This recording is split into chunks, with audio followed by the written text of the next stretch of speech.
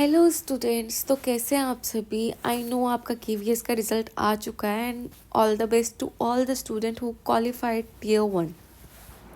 सो इस बार का जैसे कि आपको पता है पेपर पैटर्न चेंज हो चुकी है, आपका डिस्क्रिप्टिव भी होगा सब्जेक्टिव के साथ। So I suggest students to focus on objective. पर इसका मतलब ये नहीं है कि सब्जेक्टिव पे बिल्कुल फोकस ही मत करो। एटलीस्ट एक दिन में 3 से 4 क्वेश्चन लिखने की प्रैक्टिस ज़रूर करो। पेपर पैटर्न इस तरीके से चेंज हुई है कि आपको 10 डिस्क्रिप्टिव क्वेश्चन मिलेंगे एंड आपको 60 ऑब्जेक्टिव मिलेंगे। सो अपने कंसेप्ट स्ट्रॉन्ग करके जाओ, बेसिक स्ट्रॉन्ग करके जाओ, क्योंकि आपको ऑब्जेक्टिव ही इस कट ऑफ में आगे लेके जाएगा। डिस्क्रिप्टिव में अपनी राइटिंग किसी की सुंदर नहीं भी है चलेगा, पर राइटिंग सिंपल लिखने की कोशिश करना कि रीडेबल लैंग्वेज में हो। बीएड की तरह मत लिखना कि इंट्रोडक्शन, कंक्लूजन, ये सब वर्ड्स आपको नहीं यूज़ करने हैं। टाइम वेस्ट नहीं करना है। अगर आपका 4 मार्क्स का क्वेश्चन है तो you just write 2.5 pages to 3 pages, more than sufficient है। अगर आपका 10 मार्क्स का क्वेश्चन आता है डायरेक्टली तो 4 to 4.5 पेजेस, ज़्यादा पेजेस मत लिखना, पेजेस काउंट कर लेना।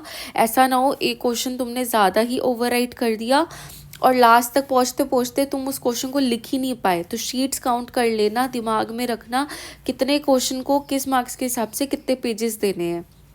Got it. और अगर ट्राई करना कि 60 क्वेश्चंस है तो 40 to 45 मिनट्स में तुम अपना ऑब्जेक्टिव सॉल्व कर लो विद OMR, ताकि आपको डिस्क्रिप्टिव के लिए टाइम बच जाए। एंड डिस्क्रिप्टिव में जहाँ भी तुम डायग्राम ड्रॉ करोगे, मेक श्योर कि उस डायग्राम को तुम एक स्क्वायर टेबल या रेक्टेंगल टेबल में बना के आना। मतलब डायरेक्टली डायग्राम मत बनाना, जहाँ भी डायग्राम बनाओगे उसको तुमने बॉक्स में डालना ही डालना है, ठीक है। और नीचे ये मत लिखना transfer section of longitudinal section और वर्टिकल सेक्शन ऑफ, अंडरस्टूड है, ठीक है। अगर लिखना भी है तो बस ऐसे लिख दो, जैसे फॉर एग्जांपल न्यूरॉन का स्ट्रक्चर है, स्ट्रक्चर ऑफ न्यूरॉन। लेबलिंग अच्छे से करना, ट्राई करना मैक्सिमम लेबलिंग जो हो तुम्हारी वो राइट हैंड साइड पे हो, लेफ्ट हैंड साइड पे कम से कम हो, लाइंस कट ना हो। प्लस एक चीज़ और, आप कलर्ड पेन का यूज़ नहीं कर सकते, आप पेंसिल का यूज़ नहीं कर सकते। आपको डायग्राम भी ब्लैक या ब्लू पेन से ही बनाना पड़ेगा। और 2 पेन के चक्कर में मत पड़ना, एक पेन लेके जाना, उसी से सारा पेपर अटेम्प्ट करके आना। पेपर इस तरीके से अटेम्प्ट करके आना कि आपका एक पेन से भी हर चीज़ क्लियरली डिफाइंड हो। ओके, सो अब हम बात करते हैं टॉपिक वाइज क्वेश्चन डिस्ट्रीब्यूशन की। तो ये एनालिसिस एंटायरली आपके 2023 के पेपर के बेसिस पे है, क्योंकि उससे पुराना प्रीवियस ईयर क्वेश्चन मेरे को 2016 का मिला था, बट अब टाइम हो चुका है तो 2016 वाला पैटर्न माइट भी रिपीट ना हो। उससे पहले अगर कोई हुआ है तो वो मुझे नहीं मिला। तो this analysis is entirely on the basis of paper held on February 2023। सो अब हम बात करते हैं, जैसे कि मैंने HTET के एनालिसिस की थी आपके लिए। तो सबसे बड़ी चीज़ ये देखना, हमेशा जो मोस्ट आस्क यूनिट होती है वो होती है आपकी ह्यूमन फिजियोलॉजी, हमेशा। तो अगर NCERT पढ़नी स्टार्ट कर रहे हो, आज आपकी है 3 मार्च, तो ये एस्टिमेट लगा लो कि 8 मार्च तक तुम्हें +1 +2 की NCERT एक बार रीडिंग लेके कंप्लीट करनी है। एक हफ्ता NCERT स्ट्रॉन्ग करने में लगाओ। डिस्क्रिप्टिव बेशक तुम 2 क्वेश्चन पर डे लिख लो, बट 1 वीक रखो, क्योंकि अगर ऐसे रखोगे ना कि डिस्क्रिप्टिव पे ही तुम्हारा सारा ध्यान है तो ऑब्जेक्टिव में गलती होने के चांसेस बहुत ज़्यादा है और ऑब्जेक्टिव में आपकी नेगेटिव भी है। तो मेक श्योर NCERT की रीडिंग लेके ही जाएं।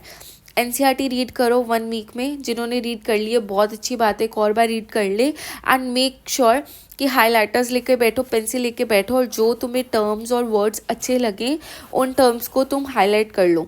मेरे चैनल पे बहुत रिवाइज वाली पढ़ी हैं NCERTs। कुछ मैंने अभी सेल वाले चैप्टर की शॉर्ट में रिवीजन करवाई थी, वो रिवीजन एटलीस्ट एक बार देख लो। अगर तुम्हें पूरा चैप्टर नहीं पढ़ना, एटलीस्ट तुम्हें ये पता चल जाएगा कि क्या इंपॉर्टेंट है क्या नहीं देखनी कोई बात नहीं, सेल्फ स्टडी करनी है, यू कैन गो। तो सबसे पहले जो तुम टारगेट करोगे वो तुम टारगेट करोगे ह्यूमन फिजियोलॉजी।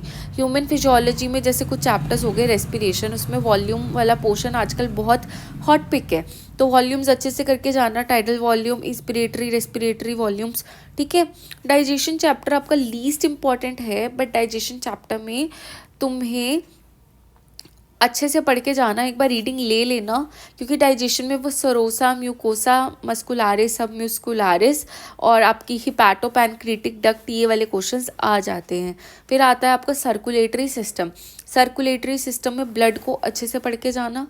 ब्लड कभी कभार पूछ लेते हैं कि ब्लड के जो कंपोनेंट्स हैं उनका क्या क्या फंक्शंस हैं, ठीक है। फिर तुम्हें कार्डियक साइकिल अच्छे से करके जानी है, electrocardiograph, I am again repeating, ECG अच्छे से करके जाना। उसमें PQ, QRS, T, एक वेव और होती है यू वेव, वो ऐड कर लेना, वो एनसीईआरटी में गिवन नहीं है। एक्सक्रीशन में रानिन, एंजियोटेंसिन, एल्डोस्टेरोन सिस्टम अच्छे से पढ़ के जाना, मस्ट आस्क टॉपिक है। एक्सक्रीटरी सिस्टम की डिसीजेस अच्छे से पढ़ के जाना। रेस्पिरेशन में एम्फाइसेमा अच्छे से पढ़ के जाना। बाकी मैं रेस्पिरेशन की कुछ डिसीजेस करवाऊंगी, वो ज़रूर देख के जाना। अभी जो कुछ वीडियोस होंगी ना, प्लीज़ प्लीज़ प्लीज़ उनको देख के जाना, तुम्हारा क्वेश्चन एंटायरली फंस जाएगा। फिर ह्यूमन फिजियोलॉजी के बाद जो सबसे ज़्यादा आस्क था वो था प्लांट फिजियोलॉजी। यूजुअली जेनेटिक्स और मॉलिक्यूलर बायोलॉजी पूछी जाती है, पर सबसे पहले तुम +1 की ही एनसीईआरटी उठाओगे। ह्यूमन फिजियोलॉजी करने के बाद आप करोगे प्लांट फिजियोलॉजी एंड एनाटॉमी। अच्छा, इस पेपर में एक चीज़ और अच्छी लगी, डायरेक्टली एनसीईआरटी के डायग्राम्स पूछे गए हैं, लेबलिंग अच्छे से पढ़ के जाना। प्लस अगर तुम्हारे पास टाइम है तो नीट में MTG के क्वेश्चंस लगा के जाना। अगर मेरे को कहीं से मिलती है MTG +1 की, I will share in my Telegram group.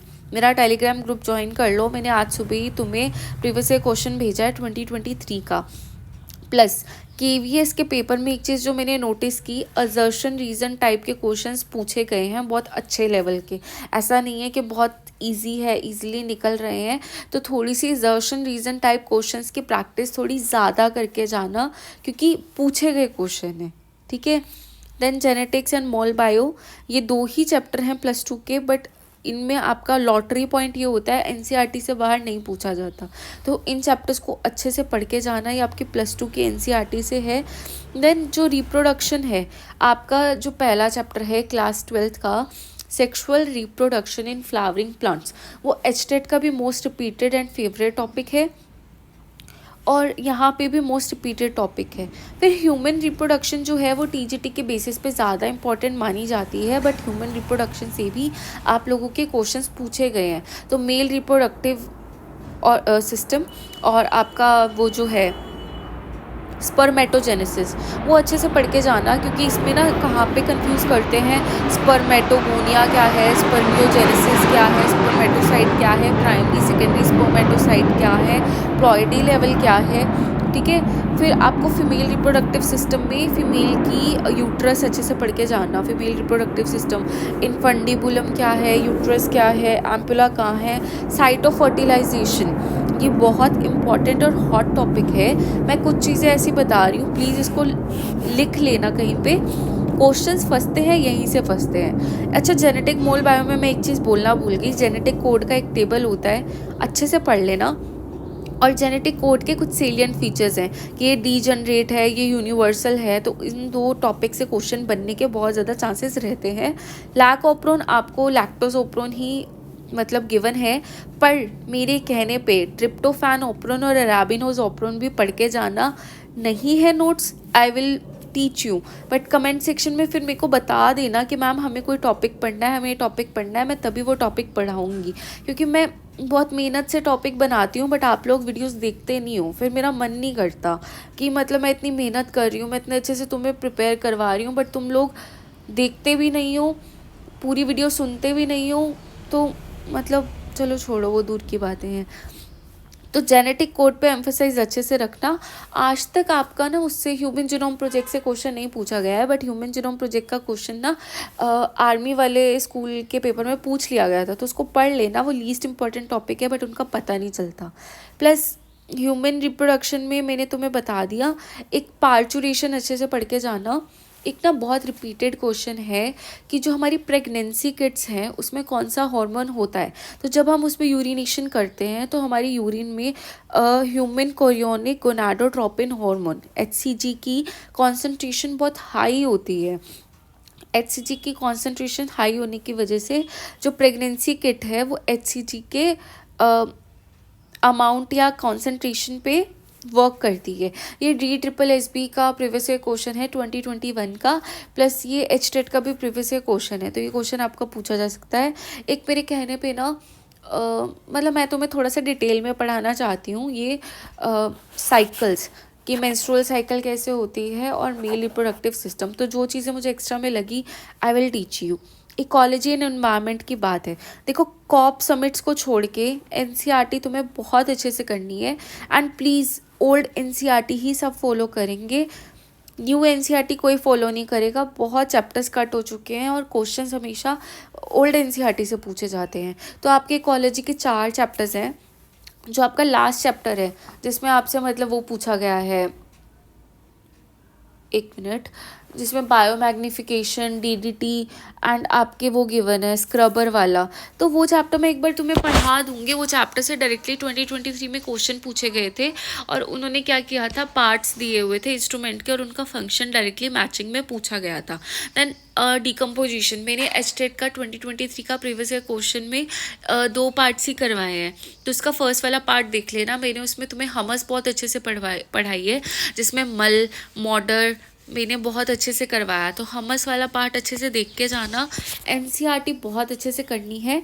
अच्छा मुझे एक चीज़ बताना, स्टैंडिंग क्रॉप और standing state, according to me old NCERT में ये दोनों डेफिनेशंस गिवन थी, बट न्यू एनसीईआरटी में मेरे को सिर्फ स्टैंडिंग क्रॉप की डेफिनेशन मिली है, स्टैंडिंग स्टेट की नहीं मिली है। इफ़ आई एम रॉन्ग तो प्लीज़ मेरे को डायरेक्टली टेलीग्राम पे वो वाली फ़ोटो शेयर करना। तो आपको जीपीपी एनपीपी क्या होता है, आपको डीकम्पोजर में डीकम्पोजिशन क्या होती है, हमस क्या होती है, हमस की टाइप्स पढ़ के जानी है। इसमें एक चीज़ जो तुम्हें ऐड करनी है, सॉइल फिजियोलॉजी पढ़ के जाना, ए जोन, ओ जोन, एच जोन, और ये पढ़ के जाना कि सॉइल में कितने टाइप के वाटर होते हैं, कैपिलरी वाटर, हाइग्रोस्कोपिक वाटर। जो मैं यहाँ वर्बली एक्स्ट्रा टॉपिक्स बोल रही हूँ ना, प्लीज़ उसको पढ़ के जाएँ, अपने नोट्स बना ले। अगर तुम्हें कोई टॉपिक पढ़ना है, कोई टॉपिक में कन्फ्यूजन है, मेरे को कमेंट सेक्शन में बोलोगे, मैं पढ़ा दूँगी। दैन इकोलॉजी एंड एनवायरनमेंट में स्पीशीज़ एरिया रिलेशनशिप अच्छे से पढ़ के जाना। बायोडाइवर्सिटी वाले चैप्टर में in situ ex situ conservation पढ़ के जाना। प्लस एक ना डाइवर्सिटी का अरेंजमेंट पढ़ के जाना कि highest diverse group of plants कौन सा है, एनिमल्स इसमें आर्थ्रोपोडा सबसे ज़्यादा पाए जाते हैं, तो वो वाला रिलेशन अच्छे से पढ़ के जाना। अच्छा एनसीईआरटी में 3 ऐसे ना पाई चार्ट गिवन है, वो पाई चार्ट्स अच्छे से पढ़ के जाना। डाइवर्सिटी में तुमने पढ़ना है, पहले तो अपना फोकस करो कि तुम एनसीईआरटी ही अच्छे से करो, और जो मैंने डाइवर्सिटी की छोटी छोटी वीडियोस पढ़ा रखी हैं, जैसे मोलस्का हो गया और आर्थ्रोपोड्स, वो सब मेरी वीडियोस एक बार देख लेना। डाइवर्सिटी इन लिविंग वर्ल्ड की बात है तो आपका फर्स्ट चैप्टर अच्छे से पढ़ना है। टेक्सोनॉमिकल एड्स वाला टॉपिक थोड़ा सा एक्स्ट्रा में पढ़ के जाना। एक हैलो टाइप और सिन टाइप, लेक्टो टाइप, ये टॉपिक आपका थोड़ा सा बाहर है, एचटेट में भी पूछा गया है। आई डोंट नो मैंने पढ़ाया है नहीं पढ़ाया तो मैं पढ़ा दूँगी। टेरिडोफाइट्स अच्छे से पढ़ के जाना। टेरिडोफाइट्स में तुमने ना ग्रेजुएशन लेवल पे सैलाजिनेला अच्छे से पढ़ के जाना है, और ब्रायोफाइट्स में आप लोगों ने एंथोसिरोस अच्छे से पढ़ के जाना है। जिम्नोस्पर्म्स और टेरिडोफाइट्स में एक तुमने पाइनस भी पढ़ना है, पाइनस इम्पॉर्टेंट है। जिम्नोस्पर्म के आपने जनरल फीचर्स करने हैं, कुछ आपको इन डेप्थ नहीं जाना। बायोटेक्नोलॉजी और एप्लीकेशंस की सबसे कम वेटेज रही है, बट बायोटेक्नोलॉजी के 2 ही चैप्टर्स हैं, you should learn it from NCERT. तो अभी तक मैंने जितना भी बताया है, तो हमें क्या पता चला है कि एनसीईआरटी आपको टिप्स पे होनी चाहिए। आपका 75 to 80% पेपर जो है वो एनसीईआरटी से आया है। एनसीईआरटी के एग्जाम्पल अच्छे से करो, एनसीईआरटी के डायग्राम्स अच्छे से करो। इट्स लाइक आपका नीट वाला लेवल है। प्लस इन्होंने ना एक बार मतलब फैमिली एचटेट में नहीं पूछी जाती, बट इन्होंने पूछा हुआ है family with their floral formula. तो एक फैमिली उन्होंने आउट ऑफ एनसीईआरटी पूछी थी, आई थिंक वो न्यू में उन्होंने ऐड कर दी है। बट ओल्ड एनसीईआरटी में 3 ही फैमिली है। मोनोकॉट में लिलिएसी गिवन है, देन एक इन्होंने ब्रासिकेसी करवाई थी, एक सोलेनेसी। तो इन्होंने एक और फ्लोरल फॉर्मूला एक्स्ट्रा पूछा था, मैं वो देख लूँगी। फिर तुमने एक्सक्रीशन वाले चैप्टर में ये पढ़ के जाना है कि कौन सा सबसे ज़्यादा कंसनट्रेटेड होता है। जैसे अमोनिया सबसे ज़्यादा कंसनट्रेटेड होता है, यूरिया, यूरिक एसिड, तो वो फर्स्ट ही पेज है, उसको बहुत अच्छे से पढ़ के जाना है। रैस सिस्टम बहुत अच्छे से पढ़ के जाना है। एट्रिल नाट्रियूरेटिक फैक्टर जो है ना आपका, ये आपको एंडोक्राइनोलॉजी वाले चैप्टर में लास्ट पेजेस में है कि जो हमारे एक्स्ट्रा हार्मोन्स होते हैं और ऑर्गन प्रोड्यूस करते हैं। तो एएनएफ आपको वहाँ पे मिलेगा कि हार्ट से कुछ हार्मोन्स प्रोड्यूस होते हैं, जिसमें एक अच्छा अच्छा हार्मोन है ANF। देन कैफीन वाला जो है वो इकोनॉमिक बॉटनी से पूछा था। इकोनॉमिक बॉटनी की मेरी प्लेलिस्ट देख लो, एक मैं तुम्हें रिवीजन के लिए PDF शेयर कर दूँगी, वो टेबल तुम्हें लर्न करना है। और अगर मेरे को टाइम लगा तो 1 शॉट इकोनॉमिक बॉटनी में करवा दूँगी, पर जितना मैंने पढ़ा रखा है उसको अच्छे से पढ़ो।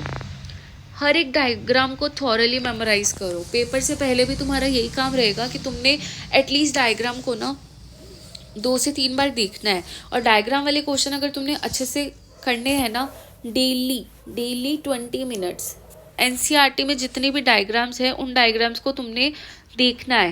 जितनी बार देखोगे, मेमोराइज करोगे ना, उतना चांसेस है तुम्हारा डायग्राम वाला क्वेश्चन कम गलत होने का।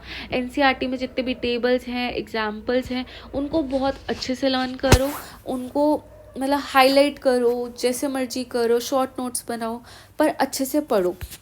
BSc लेवल में मैंने तुम्हें बताया, एक ना BSc लेवल पे हाँ क्वेश्चन पूछते हैं मूवमेंट्स और लोकोमोशन, तो मैंने उसकी छोटी छोटी 2 वीडियोस पढ़ाई हुई हैं प्लांट मूवमेंट की, वो देख लो।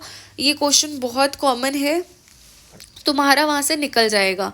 देखो एल्गे में ना इन्होंने डेफिनेशन ऑफ सिनोबियम पूछा था, तो मेरी MSc बॉटनी से है, तो एल्गे के जो जनरल फीचर्स है ना वो मैं तुम्हें MSc की बुक से ही पढ़ाऊँगी। मैं तुम्हें कल या परसों पढ़ाती हूँ, ठीक है। अब और अप्लाइड बायोलॉजी में थोड़ा सा फोकस दो, इतना फोकस देने की नीड नहीं है। अपनी NCERT से बायोटेक्नोलॉजी अच्छे से करो। अगर मुझे लगा कोई टेक्निक तुम्हें पढ़ाने की नीड है, आई विल, ठीक है। करेंट अफेयर्स जो एडवांस है वो है कॉप समिट। मैं तुम्हें कॉप समिट एक बार रिवाइज करवा दूंगी, टेबल दे दूंगी टेलीग्राम ग्रुप में, उसको जितना तुम मेमोराइज कर सकते हो तुम्हारी शक्ति है, नहीं है तो एक क्वेश्चन छोड़ दो, कुछ नहीं होता।